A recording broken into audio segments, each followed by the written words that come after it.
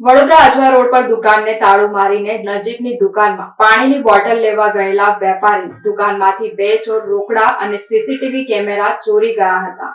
સયાજીપુરા ગામ ચોતરાવાડા ફળિયામાં રહેતા સમીર હનીફભાઈ મલેક આજવા ચોકડી પાસે અનંતા લાઇફસ્ટાઇલમાં ગ્રાઉન્ડ ફ્લોર પર મિલન ટ્રેડર્સ નામની રેતી કપચીની દુકાન ચલાવે છે. ગઈકાલે બપોરે તેઓ દુકાને હતા. બપોરે 2 વાગ્યે તરસ લાગતા તેઓ દુકાનને લોક મારી નજીકમાં આવેલા પટેલ પાર્લર ખાતે પાણીની બોટલ લેવા માટે ગયા હતા. 5 જ મિનિટમાં તેઓ પોતાની દુકાને પરત આવી ગયા હતા. તે સમયે તેમની દુકાનમાંથી 2 વ્યક્તિઓ બહાર નીકળતી હતી. સમીર મલિકે પૂછ્યું તો તેઓએ એવું જણાવ્યું કે અમે સિમેન્ટ ભાવ પૂછવા માટે આવ્યા હતા. ત્યારબાદ તેઓ સફેદ કલરના મોપેડ પર ભાગી છૂટ્યા હતા. સમીર મલેકે દુકાનમાં જઈને જોયું તો ડ્રોવરની અંદરથી કાળા કલરનું પર્સ ગાયબ હતું તથા સીસીટીવી કેમેરા પણ ન હતા. 2 ચોર રોકડા 60,000 અને સીસીટીવી કેમેરા ચોરીને ભાગી ગયા હતા. વડોદરા આજવા ચોકડી પાસે માત્ર 5 મિનિટના ગાળામાં ચોરી કરનાર 2 આરોપીઓ જાફર આરીફભાઈ ઘાચી તથા હારૂન રશીદભાઈ ઘાચી ને કપુરાઈ પોલીસ સ્ટેશનના પીઆઈ ડીસી રાઓલે રોકડા 25,000 તથા મોપેડ મળીને કુલ રૂપિયા